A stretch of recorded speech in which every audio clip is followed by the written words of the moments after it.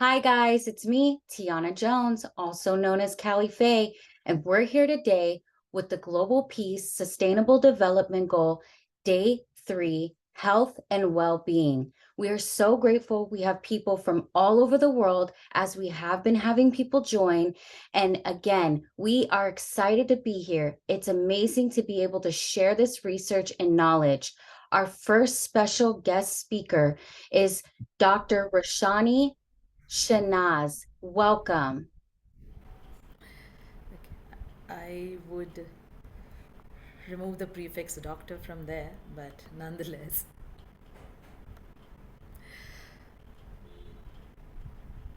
Namaste everyone. This is Roshni Shanaz from Mumbai, India. I am a spiritual medium, a well-being, happiness and DNI coach, Reiki master, author, director for the India chapter for the Global Dialogue Foundation's Unity in Diversity, and the Global Peace Ambassador for the All Lives Do Exist Global Peace Movement by Tiana Jones. Today, I wish to share my insights about one of the most important global challenges we face today, and that is achieving the United Nations' third Sustainable Development Goal, which is good health and well being. This goal is directly connected to the global work I do in the space of overall well being. This SDG aims to ensure that everyone, regardless of where they live, has access to quality healthcare services, medicines, and vaccinations. It also seeks to reduce the number of deaths and illnesses caused by AIDS, tuberculosis, epidemics, and other communicable diseases by 2030. It also aims to address the many other health challenges that we face today, such as maternal and child health care, and the yet taboo mental health care concerns that we all have and lose so many loved ones every year. It is a great leap for us to achieve this, but is it really possible when there is a humongous disparity in wealth, living standards, and basic necessities not being met for the weaker sections of society, who have zero to minimalistic access to any health care, forget good health care? Health issues confronted by rural India, especially, are many and diverse. And it's so difficult because all of them in so many parts of the country still don't have access to, as I said, any health care for their precious lives. Why shouldn't it be so? That all humans can be given free or reasonably priced health care services depending on the sector of society they come from? Look at the criminally expensive healthcare that is killing people just with even the thought of falling sick and wiping out all their life earnings or savings just to restore health. I've been through the same myself. And during my illness, I had built up an insurmountable amount of huge medical debt combined with survival debts when I was unable to work while fighting life and death. It wiped out 1.5 years of my life and got me to sell my dream home. Now, how many even would have anything to sell? And why should it be that we need to sell anything to regain health? What happens then? People die of suicides or depression, anxiety, insolvency, and the likes, instead of dying of the seeming illness that drowned them financially. It's just one for the other. Therefore, achieving this goal is the most critical for the sustainable development of our world. As a healthy population is the foundation of our thriving and prosperous society and world at large. Unfortunately, the COVID 19 pandemic demonstrated that the fragility of our healthcare systems requires the need for greater investment in health, in infrastructure, training, and research. But it is not just about addressing the pandemics as and when they hit us. It is about preventive healthcare. Health for me is a way over, need than even education and everything else. You may ask me why, or you may be stumped, why am I even saying this? because I have seen that. If one does not have health, then the person is completely redundant and nothing is really possible or even matters, as you cannot be in a position to do anything whatsoever. So, to achieve this goal, we all need to work together as individual selves and as a global community to primarily ensure that healthcare is affordable, accessible, and equitable. It can happen by investing in training and recruitment of healthcare professionals, compassionate professionals, expanding access to essential medicines, improving health systems, and prioritizing preventive healthcare and well being measures, and not just taking the curative path. For companies or groups or individuals, we can get together to create consortiums and personal groups where ones blessed with more abundance could create a fund for the poor to support them for their health concerns. For governments to possibly create a fund from tax money which could be given and utilized for a certain amount of free healthcare services to the population who deserves, and through different brackets of healthcare for the poor, for the middle class, and so on.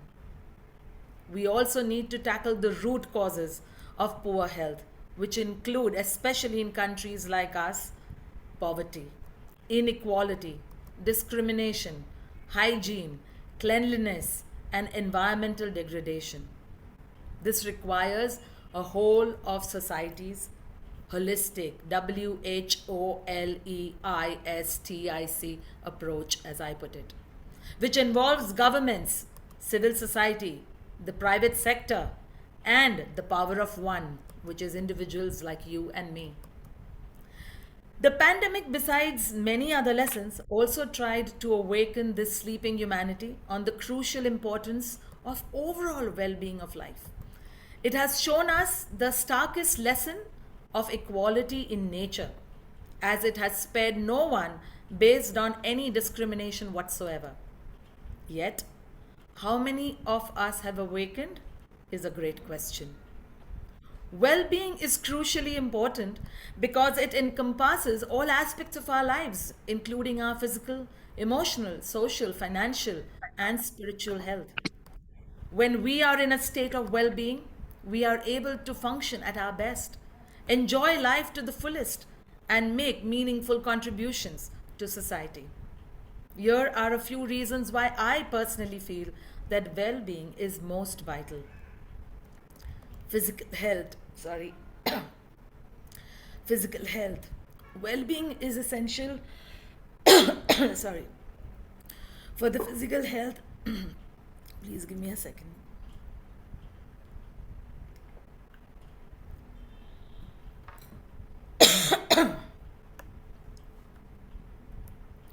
For low rates of chronic illnesses, especially among the poor, for a longer lifespan for our loved ones, for each one of us, and a healthy, productive population. When we prioritize our health, we are better able to enjoy life and engage in meaningful activities and do a lot of good for ourselves, our families, our loved ones, and others. Emotional health, one of the most neglected part of our lives across the world. Well-being in this section is important because it helps us to become more resilient to stress, to anxiety, to anger. It helps us to be better able to manage our emotions, control and process them, and less likely to experience mental health problems and depression that, once again reminding, are killing many people each day. It helps in social connections because it is linked to the social connections and the interpersonal, relationships that we share with people who we meet and interact with every day. When we are in a state of well-being, then we are able to better connect with people, our own inner selves, and we build positive relationships. We are more understanding, we are more compassionate, and are able to contribute better to our communities, society, country, and the world. It helps in personal growth. Well being is necessary for the personal growth because when we are aligned in that state, we are more likely to engage in actions that promote personal development, contentment, fulfillment, such as learning new skills for our growth, pursuing hobbies, and volunteering through our gifts, talents, skills, and expertise. Because charity is not just about money. Charity is about time, charity is about talent, gifts, sharing of knowledge, and so much more. It helps in workplace productivity. Well-being is greatly significant for corporate world and workplace because when employees and people that you work with are in a state of well-being, then they are engaged more. They are loyal, they are productive, they are creative, which can ultimately benefit the individual and the organization for their longevity and the bottom line. Therefore, by prioritizing our well being and taking steps to enhance it, we can live more fulfilling, satisfying lives and be prodigious examples of conscious and purposeful living. We all run after the purpose of life. What is my purpose of life? But if we are in the stillness of our well being, we'll have the purpose open up. We'll have the purpose find us depending on our abilities and capabilities in life so that we can bring good health and well being into this individual life first and then to others. It would not be wrong to say that the achieving of SDG 3 is most imperative for the well being and prosperity of each of us and of the collective world. It requires us to think globally and act locally, to work to work collaboratively with respect and kindness, and to prioritize investments in health, wellness, and well-being infrastructure and education. To invest in individuals like us who can form a brigade of health and well-being ambassadors across the globe. To create wellness centers, free hospitals and medicines, startups and well-being retreats and resorts that especially cater to the overall health and the wellness of a human being. Let us work together to make good health and well being of each one of us a reality for everyone and everywhere.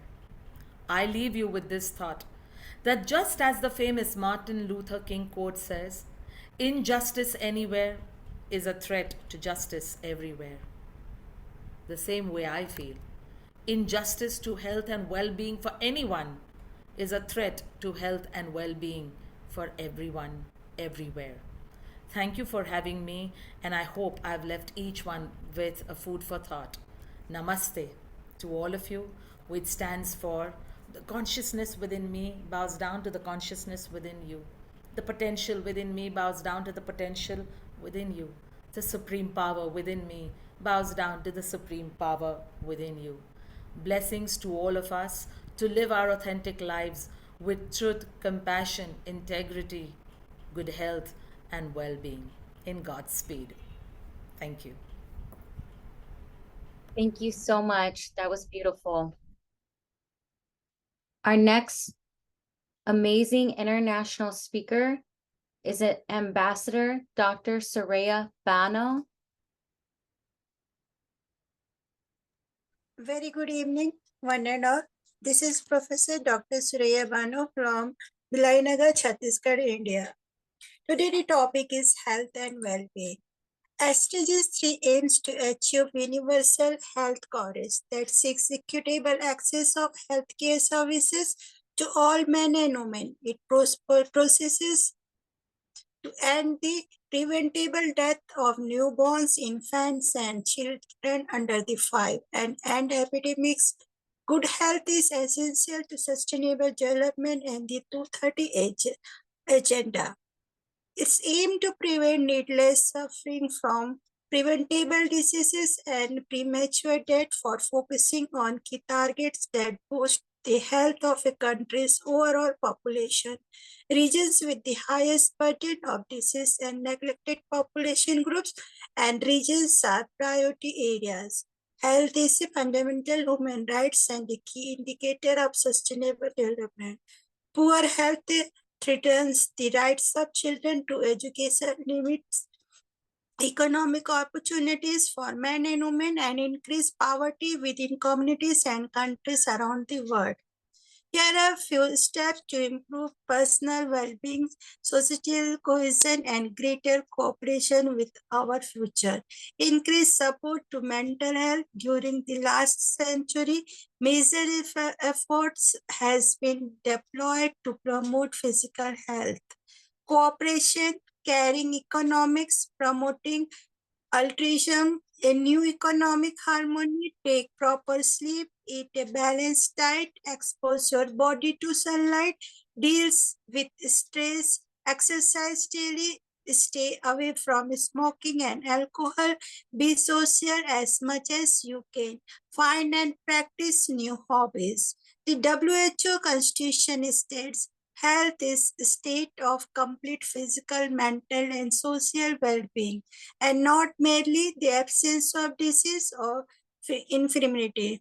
An important implication of this definition is that mental health is more than just the absence of mental disorders or disabilities. Ensuring healthy lives and promoting well-being at all ages is essential to sustainable development. Currently, the world is facing a global health crisis. Under any other, COVID-19 is spreading human suffering, destabilizing the global economy, and upending the lives of billions of people around the globe. Before the pandemic, major progress was made in improving the health of millions of people.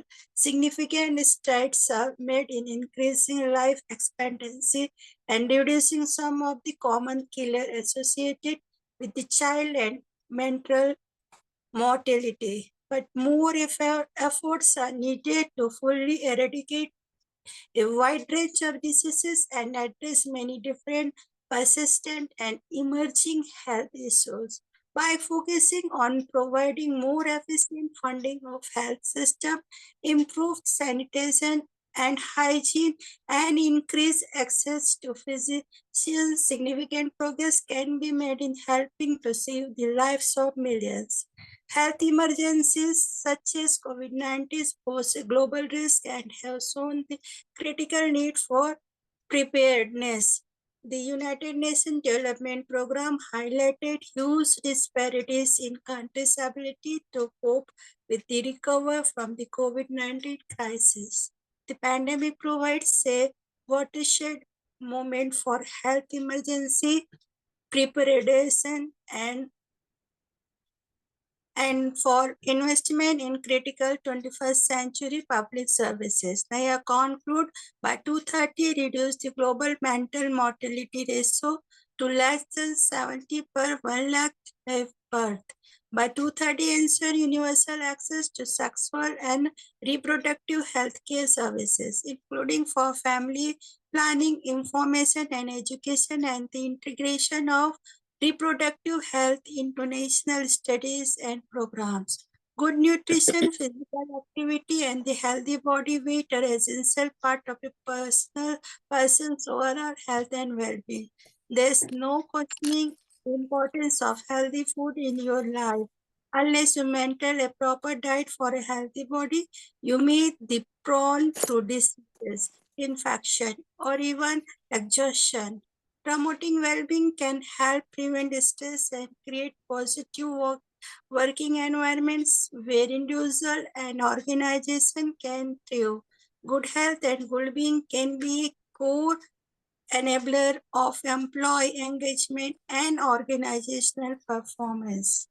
Thank you, Tiana ma'am. Thank you for giving me such a beautiful opportunities on SDGs 3. Thank you, Vanessa. Thank you for all of that knowledge and consideration for the research that we need. You are amazing with that. Thank you again. Thank you. Thank you. Our next guest speaker is from the United States, Tasha Kelly.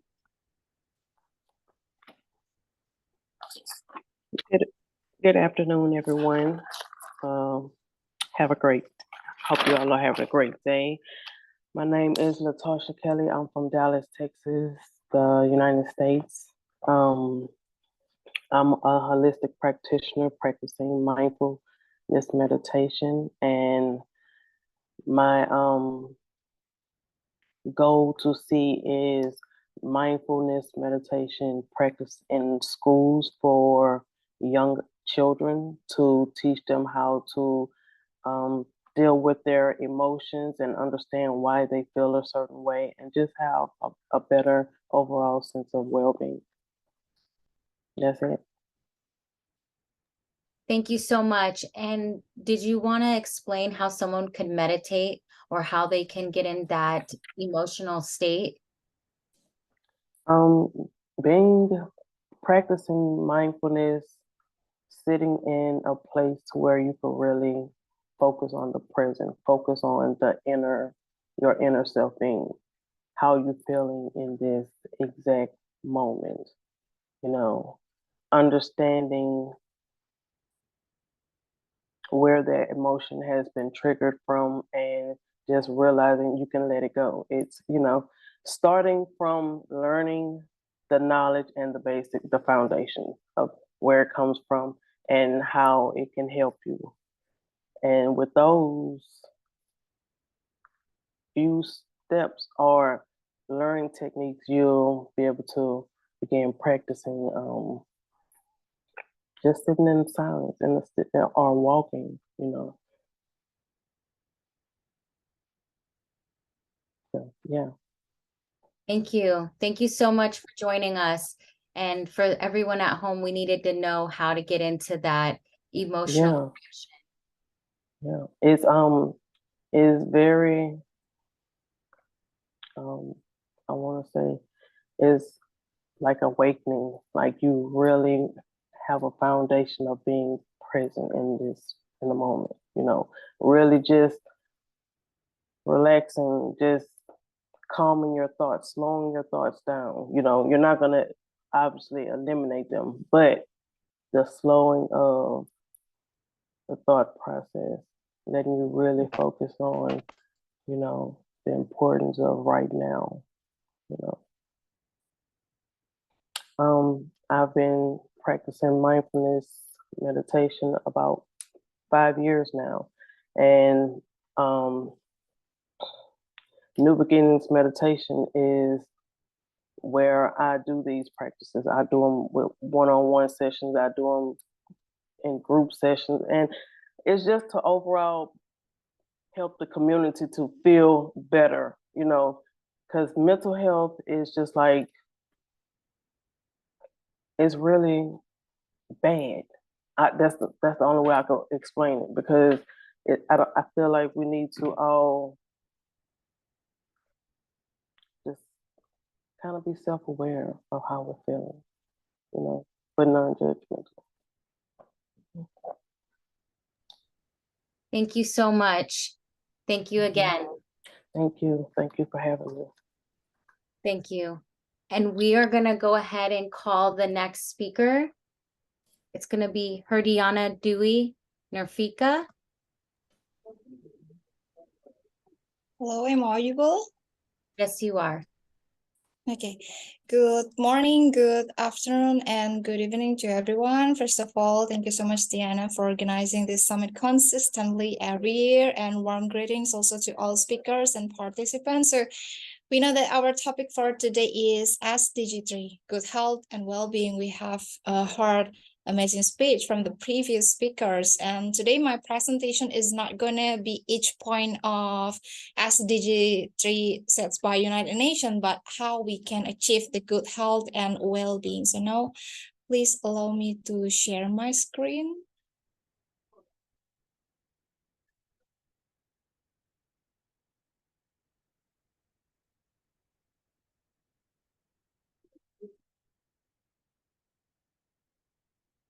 Okay. Wait.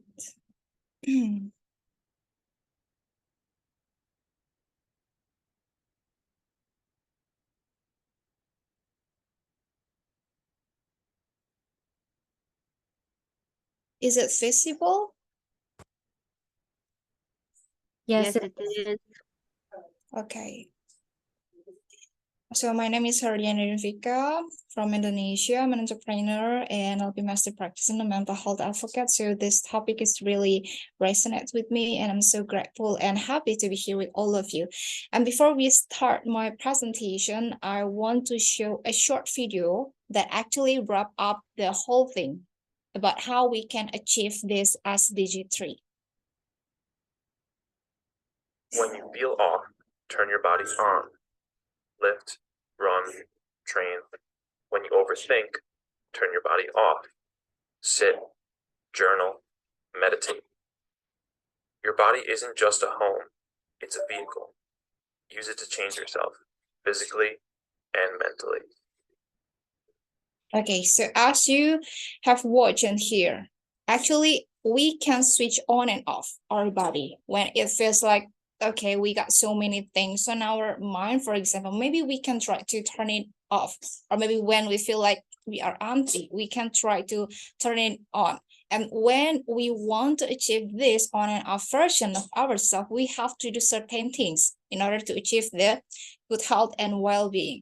So what actually the benefits of good health and well-being? First, of course, we got a physical health. When we really able to maintain our physical health, then we can increase our energy levels and we become more conscious about what we are doing. Because imagine when you have so many schedules that you have to do, but your body is not feeling good, or even your mood is not really good, then it's not going to resonate and align with your activities. So we have to maintain it in order to be able to fulfill all the activities that we have met or we have planned before.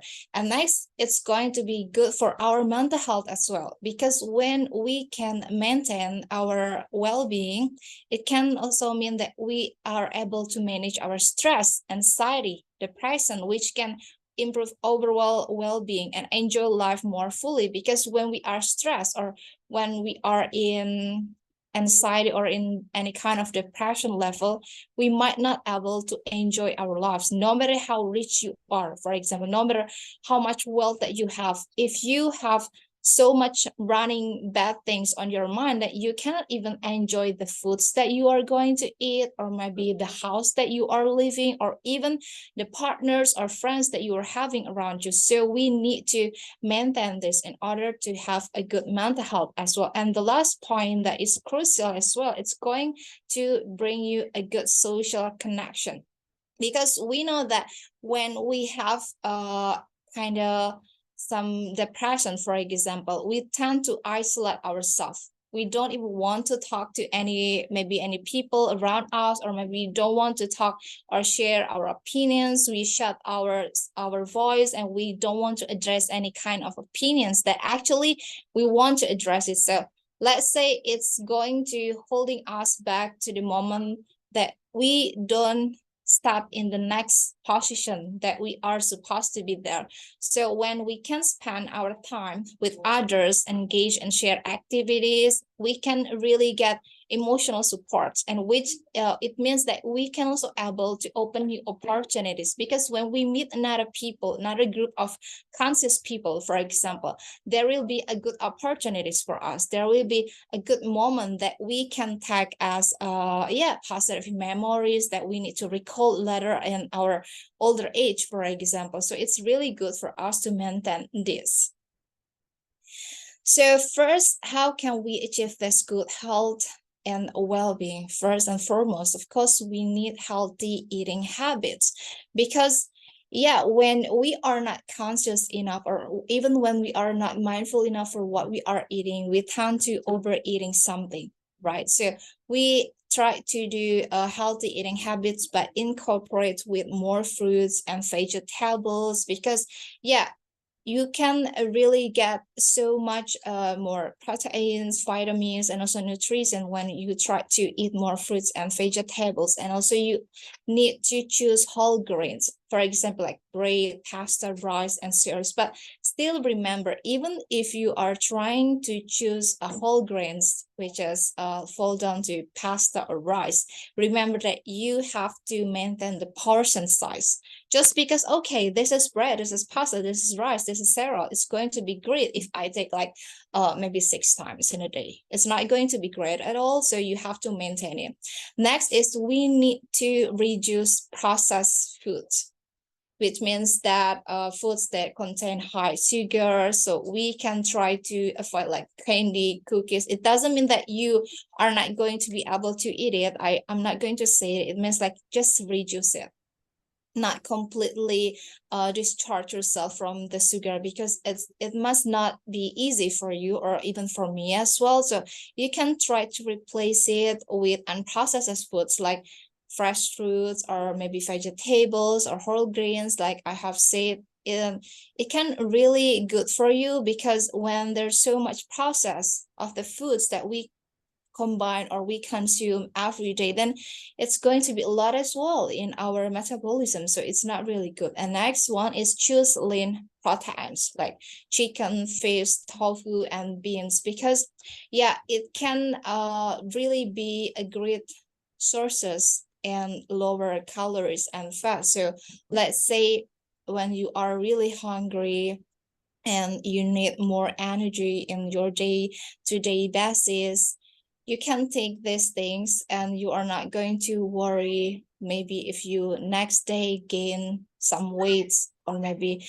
if you really going to get some kind of health problems after you consume it. But even all these 4 things that I have mentioned, you still have to maintain about the portions, because yeah, something too much is not going never be good for us. So maintain it, we are consuming in a balanced portion.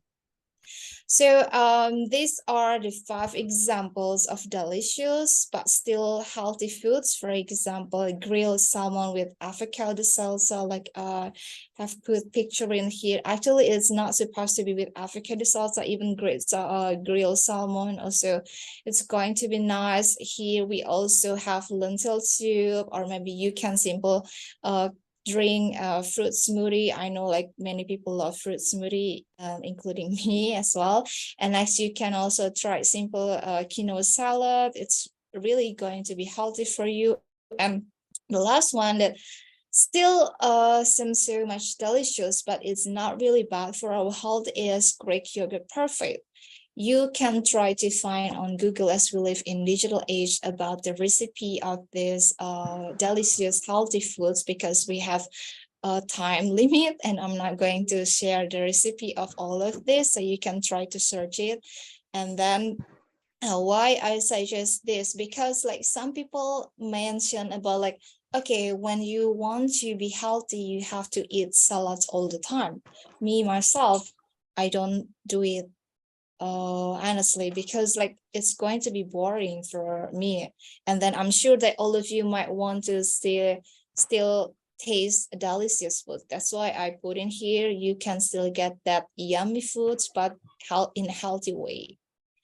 So next, after maintain our foods, we also have to exercise and do physical activity. But one thing that I want to highlight in here, that exercise doesn't have to be a chore. You actually can try to find any kind of activity that you can find the joy while doing it. You can find happiness while doing it. It doesn't mean that you have to do it at the gym. Okay, and why do we need to do exercise and physical activity? Because it can improve our cardiovascular health, which means that we can try to lower the risk of getting high blood pressure or heart disease and stroke. There's no fully guarantee that we are not going to face it in our life, but at least we can reduce the possibility. Sometimes we need to prevent something that we cannot even sure what will happen. Next, it can strengthen muscle and bones. When we can strengthen muscle and bones, it means like we can also reduce the risk of osteoporosis and other conditions. I'm sure that most of us want to live healthy, longer, and happily. And when we have osteoporosis problem, maybe we cannot play with our grandchildren, for example, or with our friends, or even family members. So we have to maintain this to strengthen muscle in our bones. Next, of course, it's going to help us to control the weight, because it can really help us get improvement in the metabolic system. So when you do a regular exercise, you have a better metabolic system. Next is booster mood, because when you do exercise regularly or any kind of physical activity, it can release the endorphins, which is going to reduce the symptoms of depression and anxiety, as it is such a booster for the mood. That's why in the beginning I have video when you feel your body off, for example, try to train, exercise, or even just simple walk, because it can improve your it can improve your mood. Next, it can also enhance cognitive functions, because when we get older, we know that we have the risk of decline of our ability, so it can really reduce it. Next, of course, we can improve sleep problems. So when you have insomnia, or maybe when you have anxiety and you tend to have a difficulty to sleep, maybe let's say 6 to 8 hours a day, then you can try to do exercise, because this cycle that you are doing while exercise, it's going to, let's say, repattern your sleep schedule. Next, it can of course reduce the stress. That's why when people with mental health issues, they get suggestion, try to do exercise or even any kind of simple physical activity, because it's not only going to boost your mood, but it can reduce your stress, because when we are doing exercise or any kind of physical activities, it can increase the cortisol, which means like it brings us a lower stress level, and it's going to be good for our health and well-being. Next is some of physical activity that actually you can try to incorporate in your daily life, even though you don't have to go to the gym. Like you can try to take the stair instead of elevator or escalator, park your car far away a little bit, just to make you get a chance to walk. And maybe you can simply set 15 minutes or 10 minutes a day for a walk or jogging.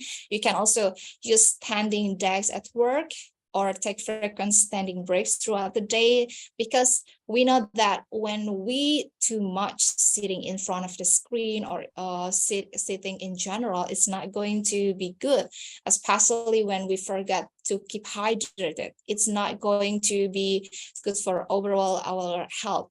So you can also try to do light stretching or yoga poses in the morning or before bed. Like I have said, exercise doesn't have to be chore. So you can simply like even just make your legs up and down a few times in a set. It's going to be great if you keep doing it regularly before you go to sleep.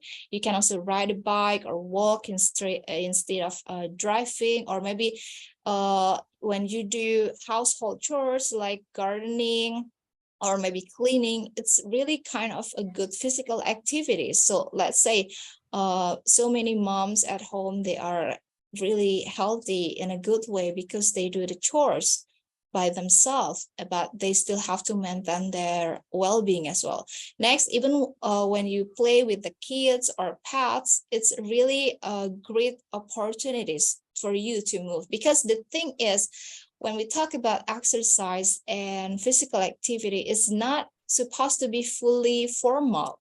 Even dance, or even you just move your body like this, if you do it in a regular time and in a good rhythm, it actually count as good physical activities. Because no matter what, our bodies just need to move, just to make sure that we have a good cycle to be in our pattern in our life. Or next, if you have more time, you can try to go swim, or maybe do aerobics, or even go to the gym, or maybe take a lunch in the park with your coworkers or with your loved ones, with your family. And then you got a chance to walk together with them.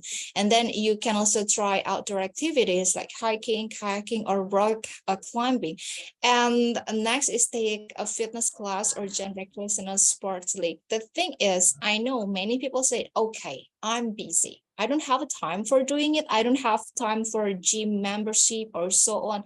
Don't worry. Don't forget that we live in digital age. We got YouTube with tons of videos, with tons of actually guided information that we can try to find it, any kind of information that we want. So Well, let's say when you want to do light yoga, you can simply search on YouTube, and then you can find your favorite, maybe your favorite YouTuber, or the one that you think most click to you. You can watch it and you can follow it.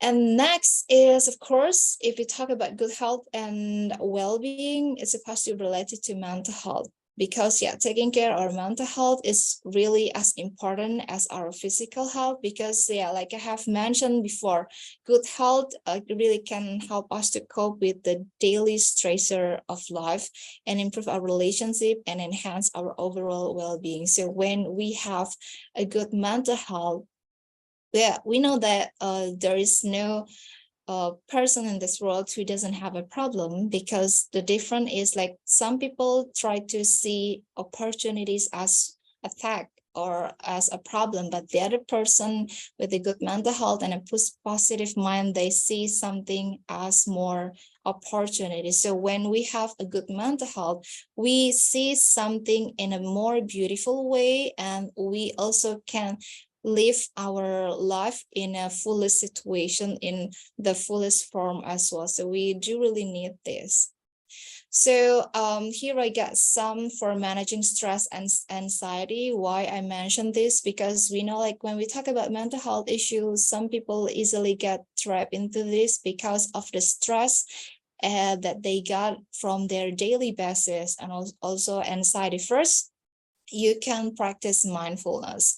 Mindfulness is simple paying attention to the present moment without judgment. So you are focusing in here and now. You don't have to think too much about the past, because we get a past, we get the memories, but we are in the present moment. So for example, when you are mindful eating, you are not going to scroll your phone while eating, for example, or you're not going to talk about your other friends' posts on social media about maybe what happened with them while you're eating. So mindful actually can be in many forms. Even when you want to eat, you can practice this mindful eating. You are focusing with your foods and with how grateful you are for having that food. Next is, of course, exercise regularly, because like I have said before, it can release your endorphins and it can boost your mood in a good way.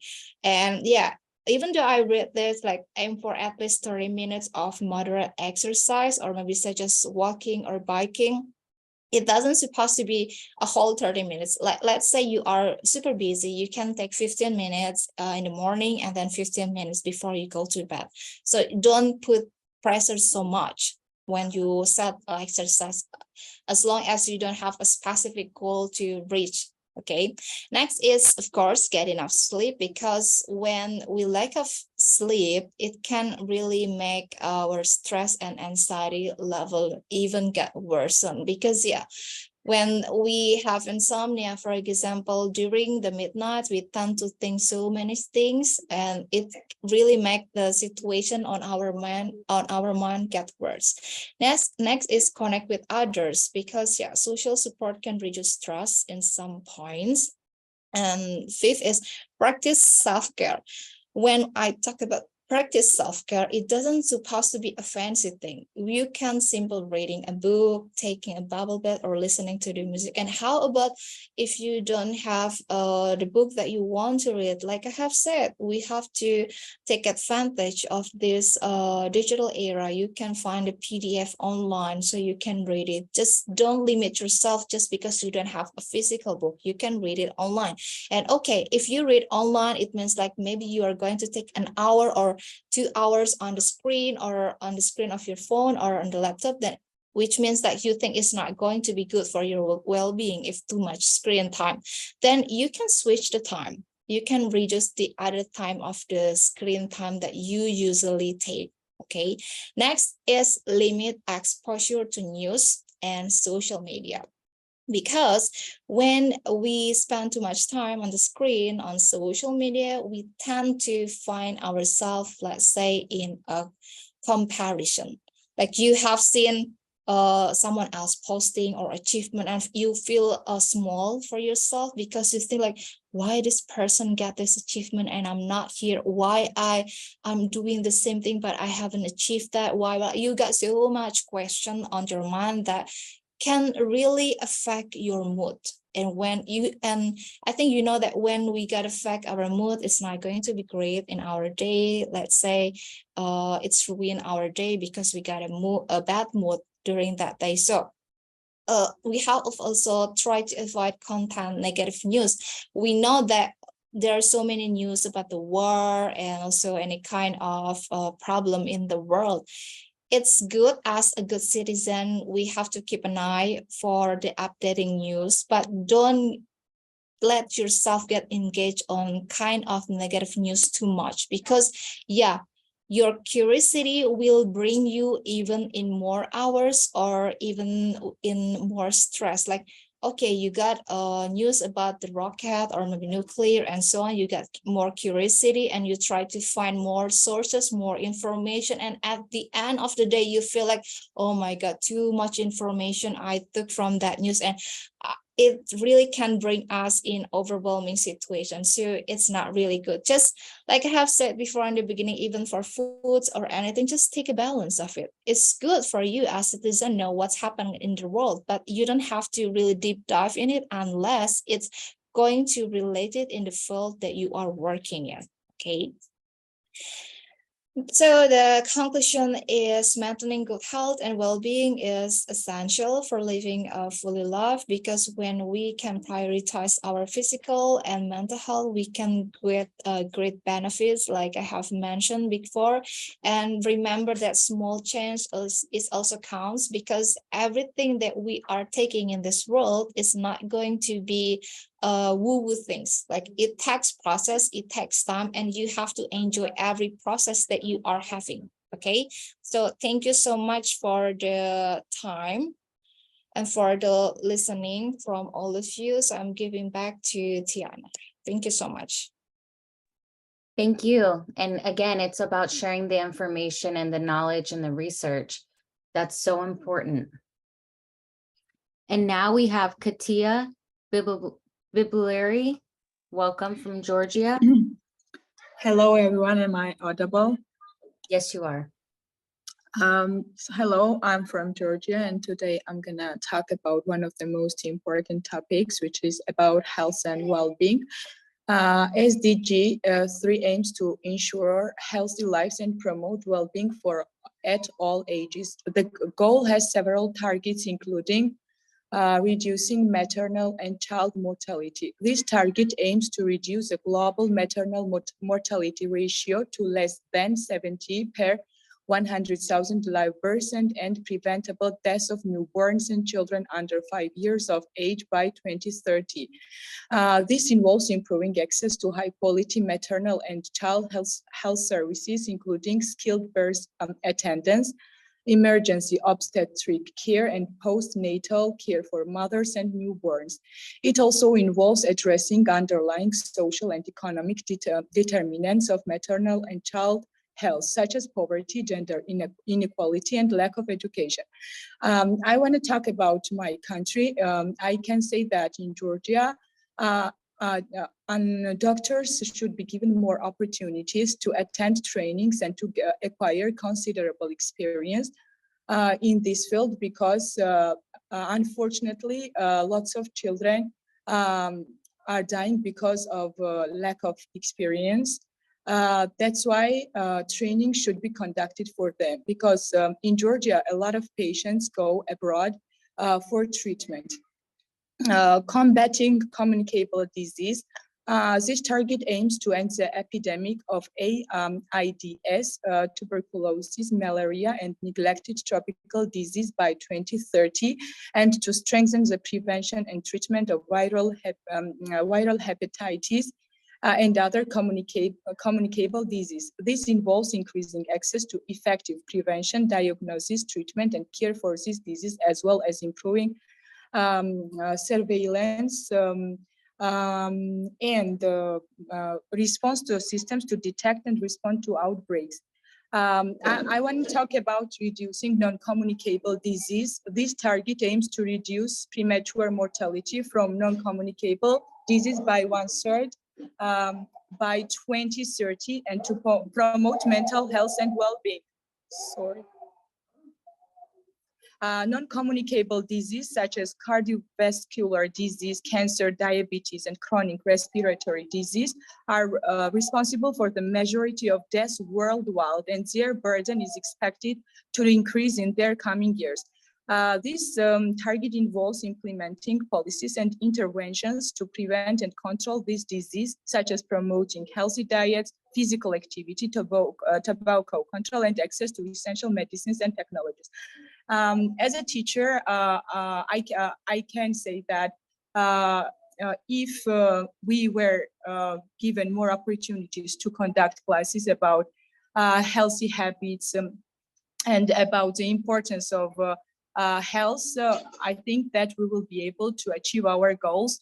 And as the teachers should be given more opportunities to conduct classes for their students and to teach them how important is health, because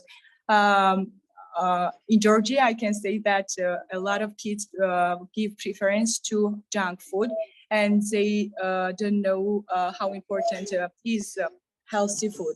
So that's from me, and thank you for giving me this opportunity. Sorry for noises. That's amazing that you gave us all of that information so quickly, and I'm so grateful for you to be here. And it's always a pleasure seeing you. You've joined every single day so far. So thank you again and continue your great work. Thank you. Now, our next special speaker is Dr. Kalpana Dix. Welcome.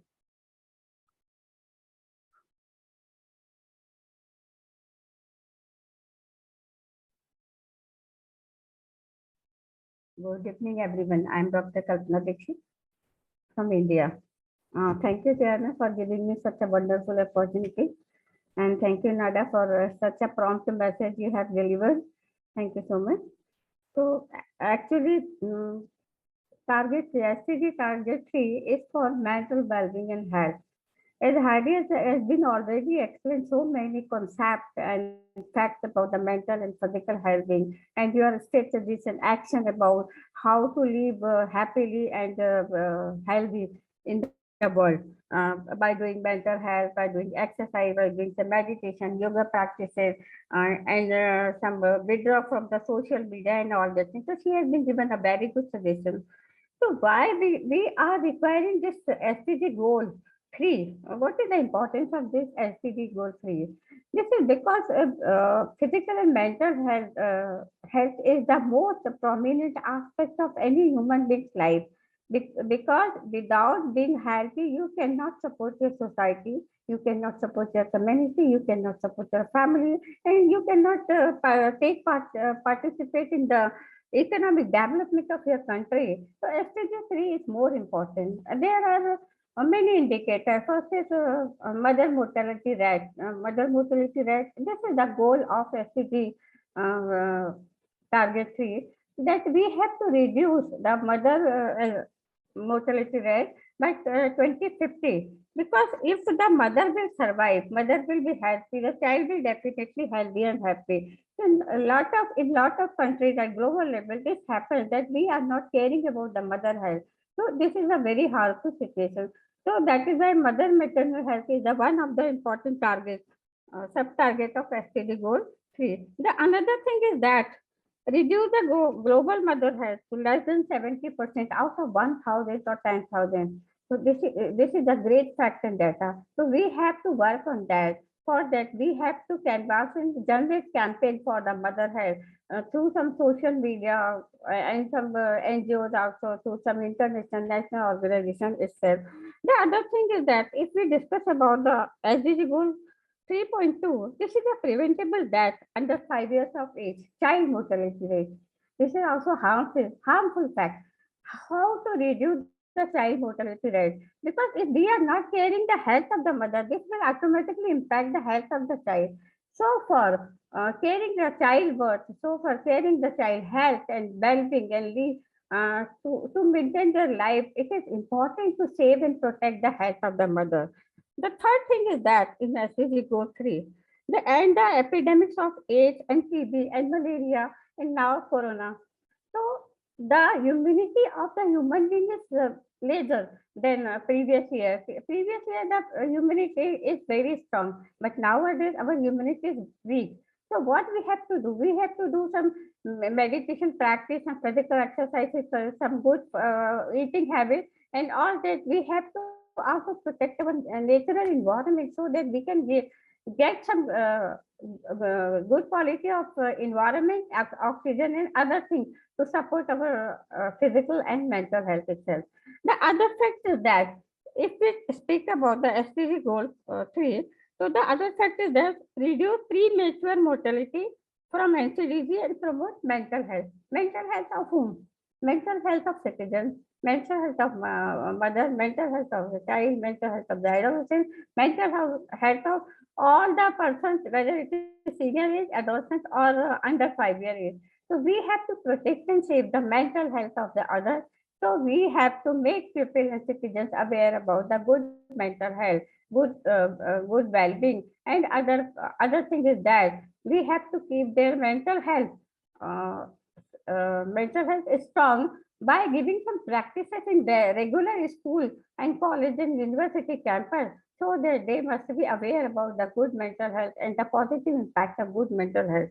And the other factor of SDG goal is that reduce premature mortality from NCDC and promote mental health. And if we talk about the mental health and well-being, so this is very much important to make the teacher aware about the strong mental health so that they can communicate their students about the good health, mental health and the positive impact of mental health also. Nowadays in many school campus, there are some yoga and meditation practices are being operating. They are regularly operating some exercise and physical and sport activities in their campus, in campus and out campus also. So this is now an important part of any curriculum because implementing, executing anything in the curriculum, we will not generate a huge campus for solid mental health. So this is the important thing to make aware the teacher, the principal, the educational leader, and all the policy makers about the strong mental health so that they can make a suggestive and positive policy about the mental health and well-being, and they can be executed in the different school, college, and university campus. This is important for all level of students, from primary to graduation and undergraduation level. Other thing about the SDG goal 3 is that we have to strengthen prevention and treatment of substance abuse. This is a very tough problem nowadays all over the globe. The adolescents and pre-adolescent stage, the students, the adolescents are consuming so much harmful substances in their daily and regular life. They are habitual of taking drugs. They are habitual of making before their parents and teachers, and they have different ways to accept and adopt these practices. So we have to make them aware about the wrong and vulgar impact of these drugs and other things, because the drugs can harm not only their physical health, but they will be depressed. They become suppressed. They become more advanced toward the abusing practices. So we have to stop these practices at all level through the medium of teacher, school, campus, university campus, and through social media. Also, we have to run a strong campaign about the drug addiction, and we have to protect our future generation, all the adolescents and adults, those who are studying in the school and college are our future. So we have to protect them. This is the important aspect of SDG 3, SDG Goal 3. Now, another aspect of SDG Goal 3 is that the reduced death and injuries due to road traffic. How is it possible? How can we stop road accidents? How can we take preventive measures to stop the road accidents? We have to make people aware about the road safety rules. We have to make the students aware about how to cross the road, how to take proper way, how to cross how to put your leg on zebra crossing so that you cannot harm or you cannot injure by any road accident. And we have to also manage the speed controller all over the world. We have some people are adopting right hand driving, some people are adopting left hand driving. So both in right and left hand driving, we have to take precautionary measure about during our driving, so that we can follow all the signals, we can follow all the traffic rules, we can follow the police and all the traffic controller there. So this is the awareness campaign. This is the most important need to make people aware about the safety rules during walking and traveling on the road. So that we can reduce. And the other aspect of that SDG goal 3 is the ensure universal access to sexual and reproductive health care. This is also important. Nowadays, what you see in school and college campus and out of the school, the students are celebrating Saturday, Sunday with their favorite days.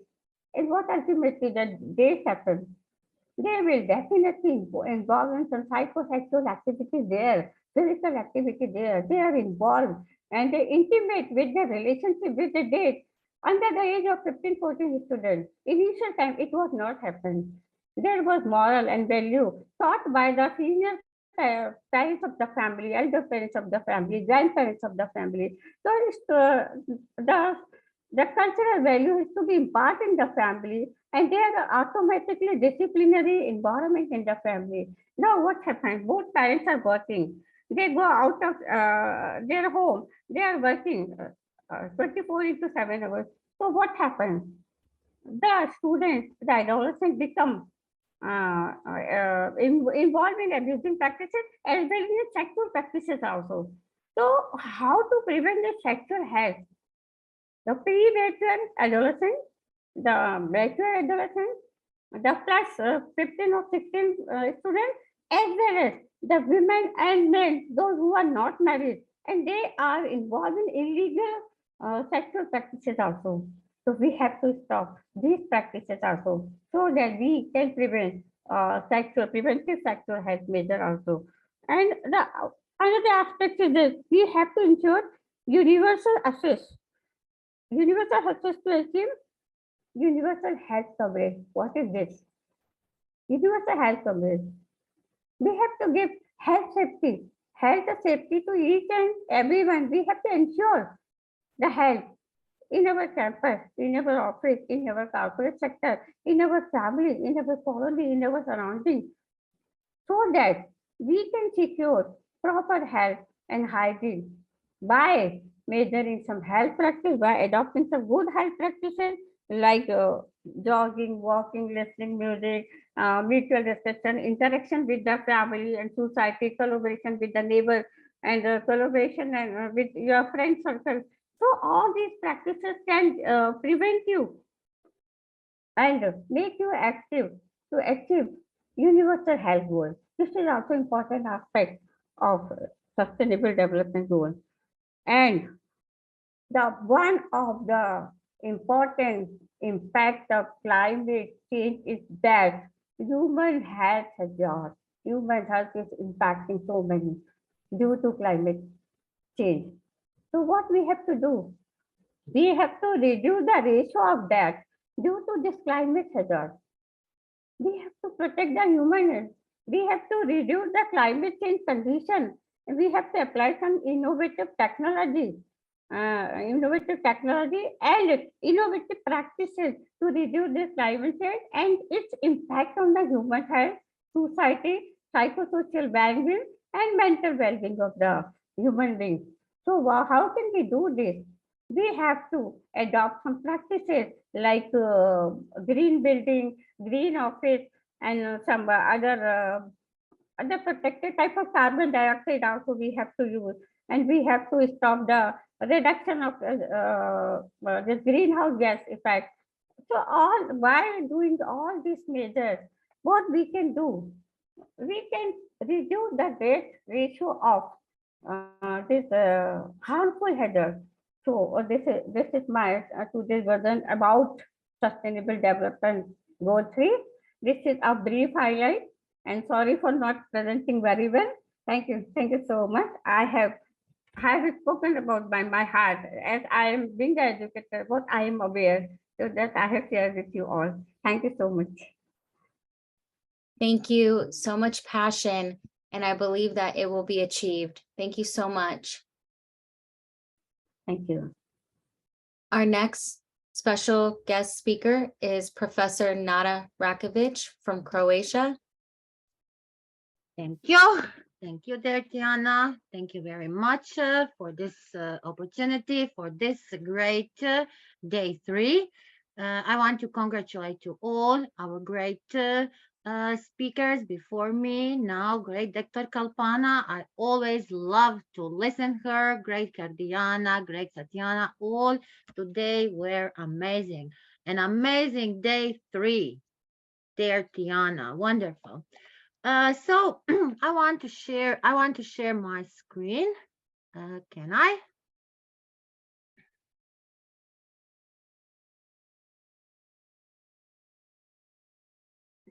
Dr. Kalpana, I make the most beautiful photo for you.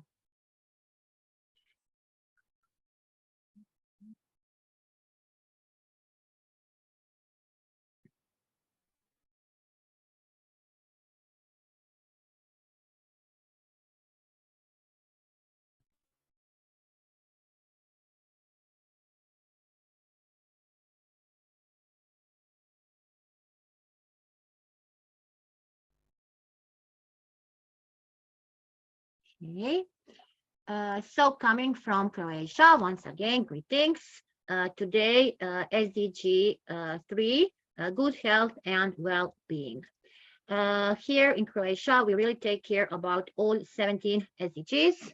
I can say that with my students, we are doing on all 17 SDGs. So health in the SDG era, how to suffer from this deprivation for the kids, ensure healthy life for all. Our great Dr. Herdiana already explained us all about the well-being, what we need to do, what now we are sitting almost 24 hours by about our health. So deep breath is very important every day, every morning. When we get up, we need to take a deep breath. So taking care about our mental health, because that is the best way. How can we have a smile? How can we feel good? How can we create a calm? How can we surround with that if we are not satisfied, if we are tired, and if we then our also abilities are not good? You see this beautiful heart here. This is one island in Croatia on the Adriatic Sea. So here, I think that everybody will feel very good when we come on this great island. It really has this form of the heart. So, so many beautiful places in my country. You see, this is, I choose only few. Yoga is helping very much, who's taking care there. And we have this wheel of the well-being. So we need to take care about the professional, physical, relational, spiritual, emotional, all of these phases. And that is the way how will we connect to the people, how will we make a good relationship. We need to be very active, physically active, learn new skills.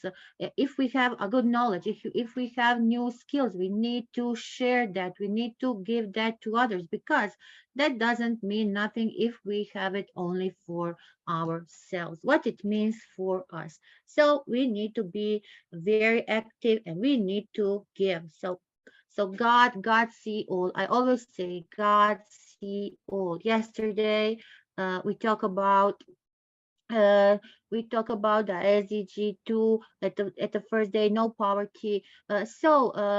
What it means for us, and if we are hungry, no hungry, zero hungry. Yesterday, zero hungry. How can we come to the 0% of zero hungry in the world? But we need to have the healthy habits. We need to have the healthy habits, take care about the food, sustainability, ecological education. We know that we have financial literacy, media literacy, digital literacy, but eco literacy is very important. These are some numbers. So 370 million children don't have a meal in the school. We need to take action. Every $1 invested in school meals will give $10 return. You know, we will have satisfied students. We will have healthy students. If you are healthy, you have a healthy brain. You can think and you can do. So achieving all this is SDGs is very important. And we come to this nutrition education. Nutrition education have the main points. Our great Hadiana already talked about this, but we need to feed our families. We need to feed on the healthy way. Eco food. We need to prepare that food. You know what I see at my students? My students are bringing from home the meal, a healthy meal. They are really very. They know what it means. Even I say, now you need to eat. You need energy. You need proteins. You need all of this. But they really are taking care about this. Food and nutrition education is on the all level. It is starting from, we have the national level, community, institutional, family, group, and individual things. So food prefers this enjoyment. Here is the malnutrition. Malnutrition is a big global problem. Unhealthy diet. So we have 5 universal principles for this good nutrition. Weight loss and weight gain down to 1K equation. Protein is the most important macronutrient to get right. It helps you eat less without feeling so hungry. That is very important. You know, we are awake nowadays. You know, sometimes at 12 o'clock at midnight, I'm hungry because I'm working whole day and I feel that I need to eat something. Then we need to think about that. What we need to eat at midnight. So protein makes us to build our muscle. Our food is processing increase and nutrient density decreases. Fruit and vegetables reduce disease risk. Sleep affects. This is very important. We have this pyramid. When you take more energy, then you can gain your weight. So when you take in less energy, then you lose weight. When you take in same energy as you burn, you maintain. So this is important, this energy balance. If we destroy this energy balance, we know what are the consequences of this. So many fast food, so many unhealthy food, junk food. I can say junk food, but we need to think about that. We need to educate our students that is not a healthy food.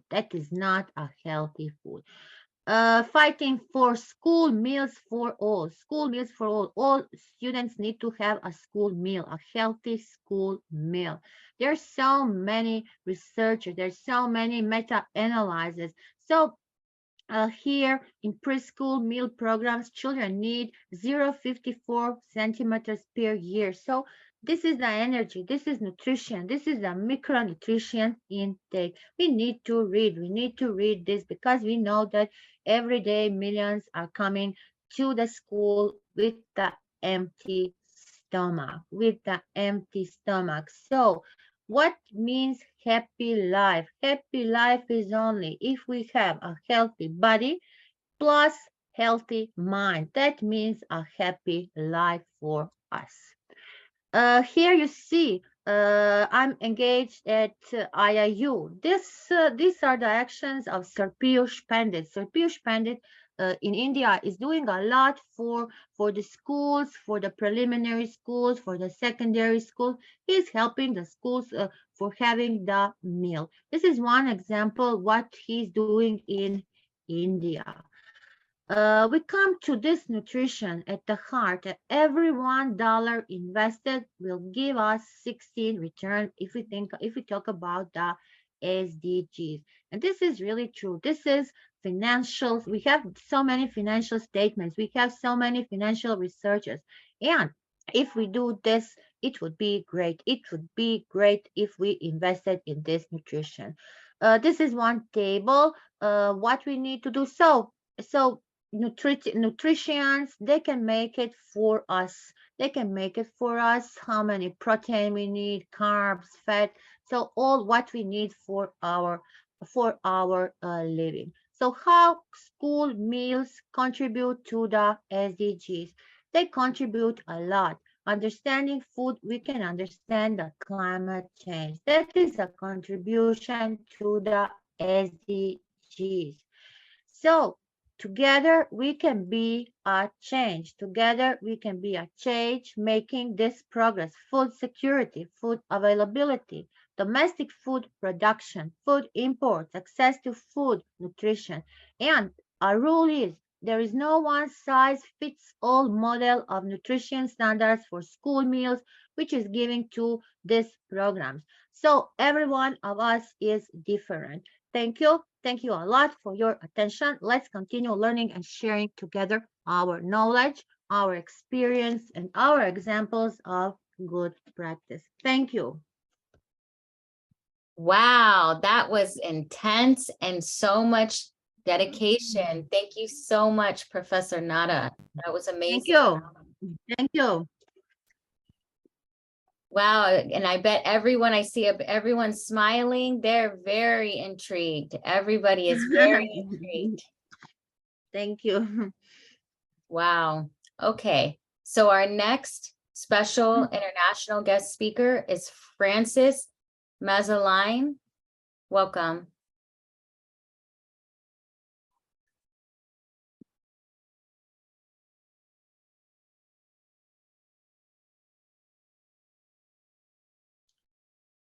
Hello, am I audible? Yeah, my name is Francis Marcelan from Monrovia, Liberia. To be more specific, West Africa, and I'm glad to be here at the SDG Summit. I want to say thank you so much to Daniel John for the invite. It is my humble pleasure being here today, and I will actually be talking about the role of the young people, their challenges, and the opportunity leaders for the global youth. Hello, am I clear? Okay, thank you so much. Thank you so much. Basically, with the sectors of the young people, there are a lot of challenges that we know of these days, looking at the conflicts and all of Buto's act that is currently going on globally. Young people are frequently out in discussion about conflict, but what's central around resolving this particular conflict is based on peace, on harmony. How can this peace be resonated within their hearts, within the mind, so that their perception, their way of thinking can be transformative so that we can have a global, peaceful community? Because it has been in dangerous practice as youth. Now they play a very positive role in peace building in society, recovering from conflict. Basically, from the youth and population prospect statistic estimated that there are 1.3 billions of the age range of young people from 15 to 24 years old in the world, and nearly 1 billion live in a very developing country where conflict is just normal habit. And with that having said, in such demographic realities, the potential of today youth hold for the change and positive action is the subject of growing our research agenda. And what Dr. Diana has done by bringing lecturers together with search of educative discussion, with search of important information that is disseminating to us to learn something that we might be able to translate, to transform our communities. And this is particularly within a case with our recent wave of social upviewing and humanitarian crisis in different parts of the world. For much of human social interaction within the category called by the youth has been received as a historical constructed social categorized. A relationship concept as a group of actors that is far from homogeneous, a marriage of factors that makes more young people that have been involved politically, that have been manipulated by the demand cost of society of economic breakdown within our very developing country.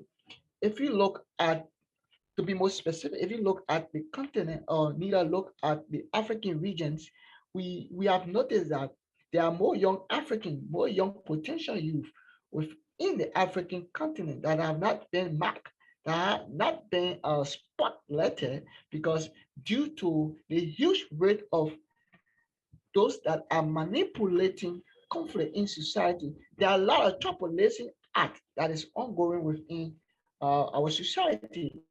So for us to gain this peace is something that is actually challenging. These are something that have caused a lot of young people, a lot of young girls around Africa to be deprived, more especially looking at achieving quality education. These are those things that deprive them whenever they are involved into early child marriage. Because in Africa, there are traditional belief that whenever a girl child is growing up, to save them from being wayward or in our common saying, to save them from being used to the social affiliation, meaning that they have to give that child to an older man, and that child can be given to the man at the age of 12 for marriage, which we say no, this might deprive the child from gaining his or her opportunities. So these are kind of challenges that is faced within Africa, which is actually breaking our economy or actually giving the young people the open mind, the creative way of thinking, how they could be innovative when they are all stressful from home problems. So these are challenges that young people currently face in Africa and some part of the world at large because factors that make a childhood and youth highly into genius categories in terms of gender, the class, the race, the ethnicity, their political position as well as the age. Uh, they have they also have multiple facet role.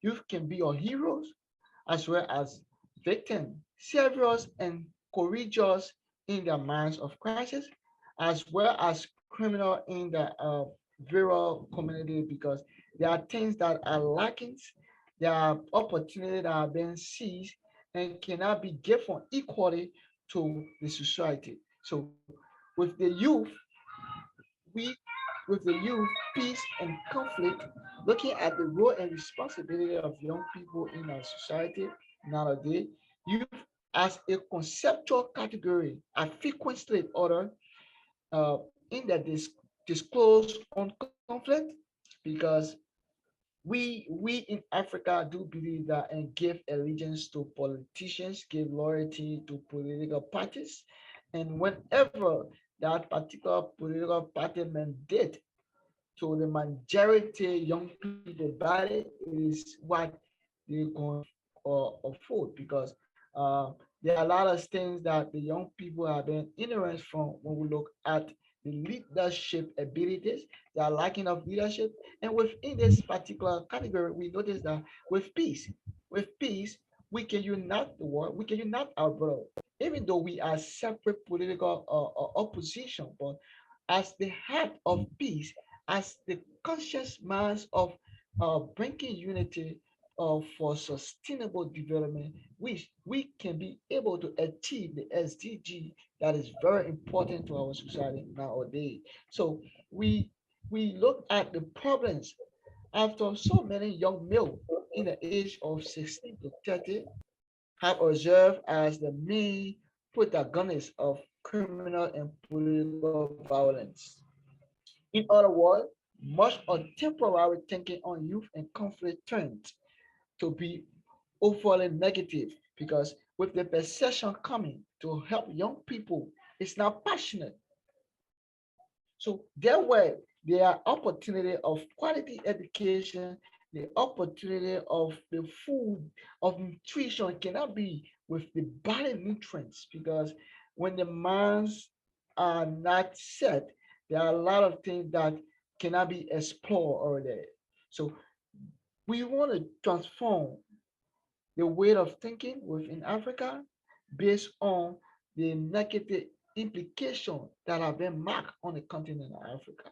So many young people, as I speak, looking at the focus of the danger post that this affects you as an evidence in of what is unfolding, like example in South Sudan, what is currently ongoing, you will notice that just of just because of political conflict, because of power, because of negative power to be led and to be used on the majority of the ordinary people within our society, many lives, many young people's future will be damaged. So these are challenges that we are actually facing on the global scales for the young people. How can these challenges be trained? How can we find another way around? How can we find the solution that we can bring forth? So many young people on a one umbrella say that we can be able to make the change that we all need. One, um, looking at disseminating the information of peace, which is very necessary. And to have this particular piece being implemented on the SDG is to continuously providing relevant awareness in all of our social handles, and at the same time, uh, creating a means of helping, supporting every agenda that we, most especially African, the perception and mindset can be transformed positively that we all be able to yearn for this peace successfully. So that looking at the numbers of danger assumption about the position and contribution of youth appears to Paragon's thinking among national and international Alex driven recovery efforts within society and transformation. Having said, with the majority of our national and international policy pronouncement or security-related programs in post-conflict and other contexts, we have noticed that there are a lot of leakage. There are a lot of policy makers. There are a lot of actors that are proactively working within those beautiful agenda that we are seeing that can make the world a paradise. To gain this opportunity, we need to keep pushing the message of peace so that peace can rest within the hearts of every young person. Because we want to take away gender equality. We want everyone to be equal in society. We want everyone to have equal opportunity. We want every child, every youth, and every elderly man and woman to not go to bed with hunger. So within that direction, in my personal domain, I've organized numerous of activities, both online and physical. So I've involved within agriculture, which I say with the 17 SDG I noticed that agriculture is one of the key issues because if you bring in small farmer and large farmer together, meaning that you trying to create the means of having peace. And creating the means of having peace, you bring the both lower and upper level together so that they can value one another, nevertheless, of their status or their religious or their political affiliation or how they feel or think, but bringing them together so that they can pursue or certain uh, certain certain plan that can be executed as families.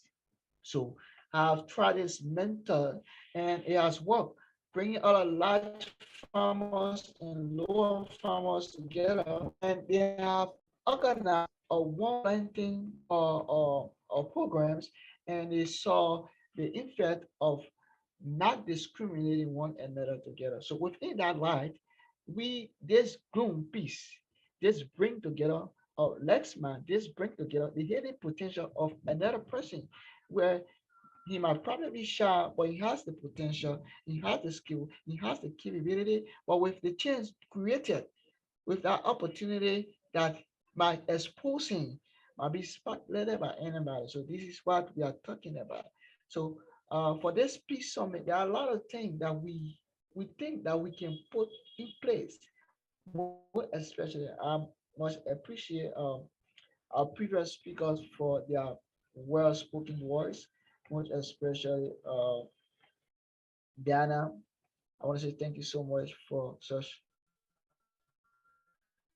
a presentation. It was an act of inspire, to be honest. So, but however, on the other hand, recently, from my own discovery, literature on youth is a post-conflict society that marks a shift in thinking about the youth nowadays. It also underlines the agency perspective and notice the importance of making the connection between youth and peace building for transforming our entire negative discourse on the role of youth in society. Because every time we are noted, we young people are noted of violence. We young people are noted of quickly discriminating one another with the power possessed. So within our direction, there are power possessed wherein when it is used within the right place at the right time and when your power is used positively. Because we notice influencers are using power politically to gain and to to to gain more and to leave more people being ordinary and just suffer in society, which is challenging for the young people. So you as peace builder, the positioning of youth in society has a bearing on their leadership potential and their possible role in peace building. The tensions between young and old has been one of the key features of intergenerationships pretending to the control over power, resources, and people. So the tension lies in the public importances of youth, the desire to strive for more, the willingness to be seen as responsible and capable young people, and the structural bearing to the social mobility. So independently, we are creating the means with the SDG for peace so that the world can be united, so that with peace, we do believe that we can achieve the entire 17 SDG as we are striving for. So it is an obligation to every young person. It is an obligation to every positive, open-minded, oriented individual globally, so that we can fight to achieve the nutrition, so we can fight to achieve that particular intelligences that the young people or any other person needs. So in this sense, dependency, inclusion, and social or political marginalization become permanent sources of social contest. Uh, at the same time, it should be recognized as societal dynamics, challenges, and opportunity that vary across different cultural contexts, whether it is in Africa, Europe, Asia, Latin America, and or any other part of the world. With the challenging fundamental of post-conflict environments, which are nothing but contests where politics have become the substance of young people nowadays. But we want to say that peace is what was given biblically. Peace is what was given to us religiously. Peace is what should be served as a natural being. If you working within a space of humanity, peace should be your priority because with peace, I do believe that we can achieve whatsoever that we think we are yearning for. The young people will need to show great skills out there. The young people of every professional or non-professional sectors need to be exposed out there. So I want to say thank you so much for affording me the time and the opportunity for giving me your listening ear. And I'm excited to be on this platform once again. So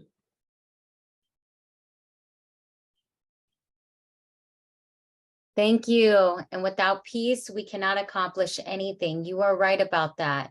Thank you so much.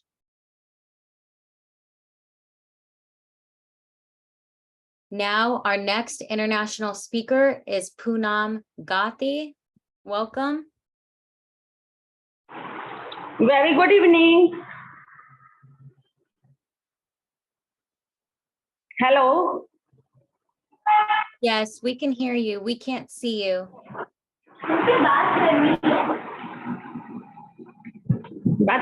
Hello. Hello. Yes, we can hear you. Okay, just a minute. The today goal is 3. SD3 ensure healthy lives and promote well-being for all at all ages. The role of business. Health is a fundamental human right and a key indicator of sustainable development. Poor health treated the right of children to education, limits economic opportunity for men and women, and increases poverty within communities and countries around the world. In addition to being a case of poverty, health is impacted by poverty and is strongly connected to other aspects of sustainable development, including water and sustenance, gender equality, climate change, and peace and stability. In recent years, notable progress has been made, but significant challenges remain. Women around the world continue to lack access of sexual and reproductive health care. Thousands of new cases of HIV/AIDS continue to occur each day. Billions of people are left without access to essential medicines. Millions of adults and children will suffer from undernourishment this year, and the global amount of waste is estimated to triple in the coming years, with several effects on health, future, with an increase in income, economic intelligence, mobility, and political stability. New health challenges and risks are emerging, treating living goods in both the global north and south. In order to accelerate progress and address new health challenges, all actors, including the private sector, need to partner to develop healthcare solutions that work for people, families, communities, and nations. At Million, business has a responsibility to respect all human rights, including the right to health. Small, medium, and large companies can both benefit from and contribute to achieving healthy society. The SDG provide a new opportunity for the private sector to support the delivery of health needs around the world through their products, services, and business activities, including value chain and distribution networks, communication activities, occupational health and safety practices, and provisions of employees' benefits. By ensuring that workers have safe working conditions and access to health services, companies establish healthier staff and better relationships, which in many cases has positive effects on productivity. Thank you so much, Tina, giving me this opportunity. I present my view in front of you all. Thank you. Thank you so much for sharing with us. And again, we're here to get the information, data, knowledge. We want to learn so much more in this situation. Thank you so much. And now we have another special speaker from the United States, Danelle Boyles. Yes, good morning, guys. I'm so glad that I was able to catch up with you today. I am joining you to speak on a few things that is my mic on, Tiana? Okay, sorry, wasn't showing up. I'm Danelle Boyles. I'm in the United States, and I own Emotions and Art Healing Studios, which is a practice that utilizes all different forms of art and energetic healing processes in order to help people move through the psychological effects of the ascension process. And while going through this process, many people feel the stress of ungroundedness, depression, many different things that are associated with it, that utilizing things like art therapy and sound therapy that helps them move through the process much more easily and smoother.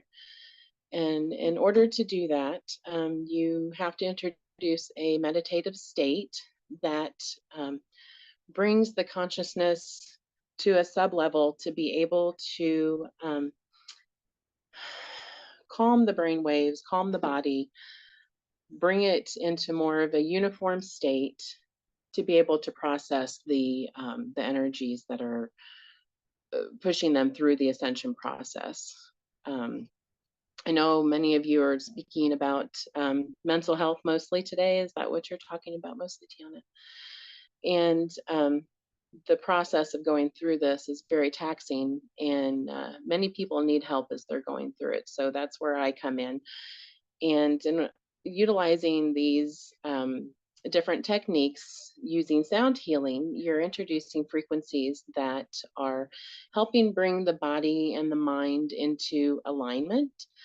And in the process of doing that, you are giving the whole overall system the ability to calm and bring itself into a there's a particular word I'm looking for, but I can't quite come to it.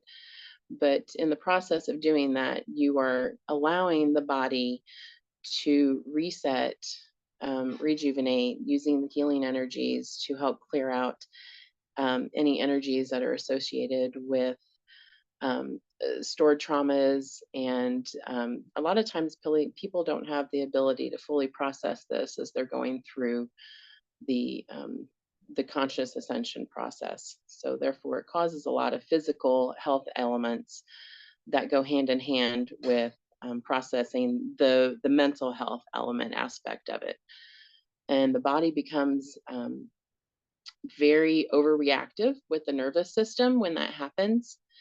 And it gives the person that's experiencing the sound healing or the art therapy um, a moment of just being able to focus on coming into centered alignment. Did you have any questions for me, Tiana? I feel like I'm, I don't want it to just be a one-sided conversation. So how would you explain to everyone if they wanted to go into a sense of healing with their light mass inside of them, more positive, because they may be balancing out their energies of negative energy and positive energy? It's very important to remember that as you're moving through these different phases of the process, that the ups and downs are very common, which is normal in everyday life. Everyone has, good days and bad days. And it's just when you're going through this process, it tends to be a little more dramatic. And in allowing yourself to release that in a controlled state, it's then allowing your body to move more calmly into a higher state of consciousness and functioning in a healthier, more stabilized manner. Okay, and how would you also give people advice to enhance their awakening? Because people are going through this all over the United States. 300,000 people woke up. And how would you connect that light mass of understanding for people who are not aware of it? There's many physical and conscious aspects of it that people are not aware that they're experiencing in everyday behaviors and experiences that are connected and related. Everything from emotional states to physical illness. Many of the mental health aspects part of it that have to do with things like disassociation, bipolar, ADHD, it's all extremely exacerbated as you're going through this process. And being able to understand that as you move through that, there's always going to be a lighter, more exuberant, excited version of yourself that's on the other side of moving through that heaviness. And it's just being able to keep that clear clear thought that version of you is always there to meet you on the other side of it once you move through it. And from someone of experience, you've been very experienced with this for many decades. How can you tell people to communicate out loud about this without feeling that they're being judged? How can they connect with people that may be like-minded going through this spiritual awakening, and also the balance of boundaries with themselves to accept what this is? Because, a lot of people can also be in denial as well. It's very easy to fall into the denial aspect of it because so many people are truly afraid to step out of their comfort zone and speak out about it because it's very taboo. It's becoming more of a modern minded thing because there are more people that are speaking out about it. But I would like to say that as you move along your path of going through the consciousness awakening, you are going to meet more people. It just is naturally going to happen as you move into different energetic frequencies, that you're going to have more people that are going to gravitate toward you that are in the same energetic type field as you. It's very difficult to see that though. So I like to always remind everyone that I work with, that I guide, and that I help through this, that they always kind of have to be a bit of a self advocate. And it's difficult to do that whenever you feel like you're in a place that you can't reach out, especially if you feel like you're being ostracized or judged because you're already going through these things, but then collectively it's not seen for what it truly is, even though this is an experience that's been happening since the beginning of time. If you look historically back through pretty much every generation, they're having similar experiences with similar results. But having a good a strong friendship with a few, even just a few people, can help your ability to move through it, and to even, help other people once you've moved through it. It's very important to remember that once you have moved through your most difficult time, seeing other people struggling with it and reaching out to them, it's very important, because so many are misunderstood for what they're going through and experiencing. And for people that don't understand that there's a process with this, do you want to explain in depth what that process may be? Because people do know, okay, we're all awakening. What does that mean? I went through that experience as well. We're feeling different. We feel people's emotions or connect with people's thoughts. Maybe you have that answer before someone says it, or you feel an intuition of something going to happen. But what is the process of what you have been tracking through this time? Oh, that's a very in-depth answer. And the only easily explainable answer to that is, you're literally expanding your thought process. And if you could imagine, as if your brain is growing, but your brain isn't growing, it's the systematic process of your thinking, and you're connecting to a higher energy source that is then embodying you. And as it embodies you and it raises your energetic frequency, which I refer to, personally, but it's also referred to in like the network, and conversation with other people who are experiencing going through this. It's more of a it's a collective thought process. It's almost like a conscious grid work, that once you become enlightened into a higher thinking process, you then become collectively gridded, basically. So that's where the whole aspect of having, similar to like telepathic type communication, when you're being considered empathic, or you're just hyper consciously aware. Your consciousness is then moved into, the only way to explain it is a higher energetic level. And your crown opens, is how it happens. Your energetic crown opens. It's a beautiful thing, but it's a difficult process to go to until you get to that level. And so this is verification that this means there are gifted people in the world, as people are not speaking about this too much in depth. They do call it mental health, and they may say that you're going through mental health issues. But again, the basic fundamental of this is that it's a process. And that's what Danelle here is, a keynote speaker, explaining to you what exactly you're going through, and at the moment, how you should adapt and accept it, because it's the better version of yourself, but you have to constantly work hard for it. It's not going to become easy at all. No, you're in a constant state of moving through what's called shadow, which is where you're increasingly every day making your awareness aware of different things, from your choices and habits of not just eating, but it's emotional habits, mental health habits, all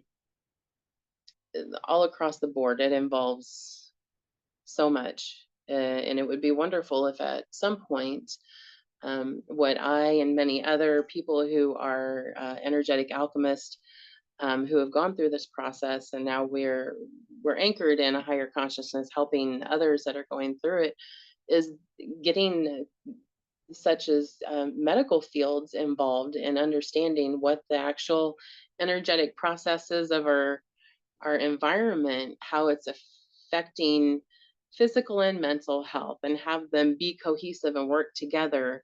And the understanding that we're not just looking at a physical body, we're not just looking at mental health. It's an extremely in-depth involvement that requires more than just looking at a patient and saying, this is wrong with you. It's knowing what's wrong with you. It's knowing what's causing what's wrong with you. It's not just a chemical imbalance. It's not just a this or that. It's that there's a whole universal aspect that involves it that medical field hasn't even touched. And so the goal here is to explain in depth of what the process is, but also with a solution of adaptation, because you know, now you guys are here on this virtual call, and for everyone at home that's going to be watching this, it is very important to care enough to be considerate to other people and what they're going through, because you never know what someone else in your environment is going through, whether you're passing them at a grocery store, gas station, a school setting, a work occupation setting. And instead of being aggressive with them because they may be being aggressive with you, you have to understand what it is because you're going through it.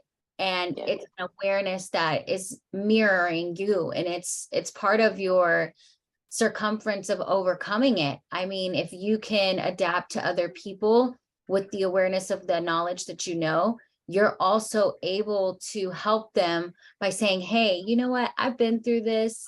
I hope that everything's going well. Maybe you can't even approach them in that manner, but you can bring that light and that kindness to them. They see that kindness and light in you, and that's a mere shadow of what Danelle said also is your best version of yourself. And I believe that that's what we do. We're bouncing off energy off each other. Sometimes I call Danelle and she's having a bad day, and sometimes I talk to her and I'm having a bad day. But then it's like that reminder of that light inside of yourself can make you gravitate to that light more, and you could say, you know what, I'm actually having an okay day. So it's just yeah, it's a constant weaving of what is all it goes it could turn into a whole nother hour-long conversation, Tiana, because it involves interdimensional and multidimensional selves. Sometimes you're the transmuter and sometimes you're the transmutee. And it's all a constant fluctuation of where we're at in the process, depending on whether we're the lifeline or someone is giving us a lifeline. It's all relative. so always remember that you are not alone. There's someone in the world, because there's already 300 million people in the United States that are, you know, going through a process of not being aware and also being aware. So your goal here is to spread that awareness and energy through light mass, because again, of course, dark matter exists, negative energy, but do we really want the chaos that leads from that? I don't really want to deal with it. I want to have a good life. I want balance in my life. I want to wake up and feel good and feel ready for the world. And I know that other people viewing this want the same thing, because how do you feel when you have joy? You feel so happy. You feel so good inside. You feel so confident. You feel that you can do anything you put your mind to and take on the world. But when you're not feeling good, it does mess with your mental health, your anxiety, your depression, PTSD, whatever you have going on. It can trigger something in the neurology of the brain, and it can set you off for the rest of the day. And you can actually pollute your environment with negative dark matter of energy. So I know I didn't speak that much today. I've been letting all the speakers speak. So I'm getting ready to wrap up the conference here. We don't have any more speakers, and I wanted to end it with Danelle's journey, because this is an actual real existence of something happening. And, you know, we all have our journey. We've all been through different things, and similarity does exist with the energies, but don't forget, you are not alone. There is somebody else out there that needs you, that needs to know your story, that needs to know your purpose of energy, of what you have to offer. And again, it's not a competition. It's about spreading what service each person can give to the environment, because How are we going to fix the world? How are we going to fix everything? By fixing ourselves, being accountable for our thoughts and our emotions, being accountable for how you treat others and judge others. And, you know, we just have to check ourselves, like how I basically put it in a more ruthless way. You have to check yourself every thought, every second of every day. When you think no one's looking, or when you feel it, God is still around, feeling inside of you. God exists inside anatomy, the human body, the spirit of light mass. So you want to continue to gravitate to that light so that you can become that best version of yourself. And even dimensional versions of yourself end up all going in and being unified to become one, and they become that best version, which is the light mass. So again, you know, that's a process. That's the conclusion of the process of where you want to be. And you're going to have to work for it. It's not going to come to you easy because you're still dealing with that other person in that other dimension. But really, you just have to become whole in that cup and fill your cup, fill your purpose. Once you realize who you really are, to become more into the light, it's all going to be simple from here. But you got to let go of the past. And that's how you're able to get to the next level. And I know you can do it because I envisioned and embodied what an experience can be with the energies of balance, because that's really what it is. You hear people say, well, you need darkness to be in the light. You need that balance. At the end of the day, it's got to divide into each other. And that's mathematics and physics, which you can find in my new book, Woke All Advanced Technology and Mental Health Healing and Prevention Fountain of Youth. There's an equation for everything. You know, Einstein existed for a reason. So just remember that it can be explained and broken down, but you also have to act upon it so that you can become it, so you can be unified in the spirit, walk in the spirit. It's not just always about religion or spirituality. It's about the fine line between good and evil, and you have to choose what side you're on. Thank you guys so much. Thank you, Tiana. And you guys have a blessed day, and I will be sending out certificates. And there's one more thing I want to add to this, just to make sure that you guys understand. We're in a time of evolution right now, and evolution's been happening the entire time. I'm only 32 years old, but I went through my own transition with the balance of ego and mantra ego. And once I cut that out and you balance down how many versions of yourself or personalities you have adapted to inside of you through your whole life, and you choose only one, it's going to narrow it down easier in the process to be unified with yourself, to be that more positive light, positive person in your life. And again, with what you see with evolution and also all over the world, what are we seeing? We're seeing not just negativity, but chaos.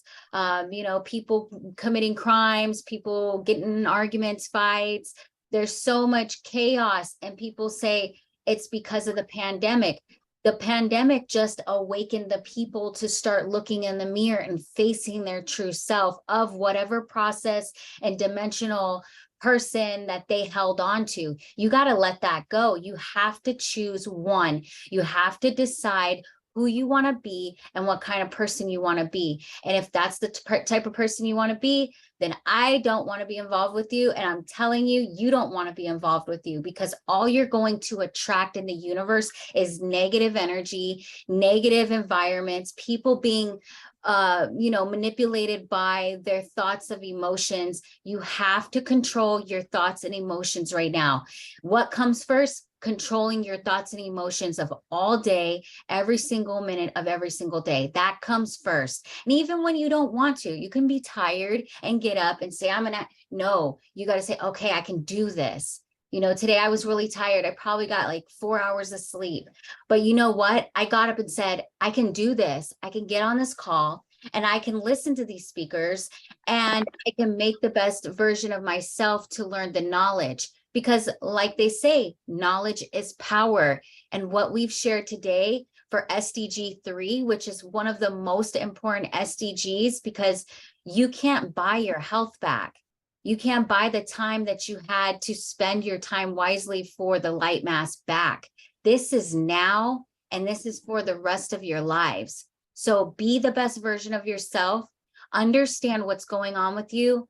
Stay aware, but give people knowledge too. And if they don't want to hear it, you have to gradually, you got to move slow with certain people. You don't want to overwhelm them. You have to take it day by day with yourself and also others, because obviously there's going to be people judging you. Obviously, there's going to be people that are undermining their thought of emotion because they don't really know what exists inside of them until they go through that process themselves.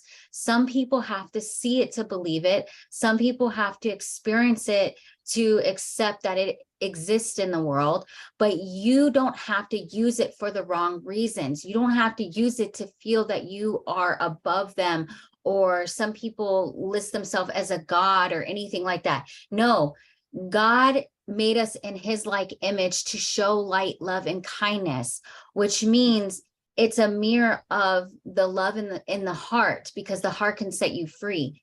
You have to remember that even if emotions are fickle, you still have to control and connect the light mass in your emotions and also your brain, your thoughts, your neurology. So that you guys can check it out in the books that I have, the Mental Health Healing and Prevention Fountain of Youth. There's brain exercises on there. There's physical exercises on there. There's also a grocery list to adapt to this awakening, because I was throwing up. I wasn't able to eat anything.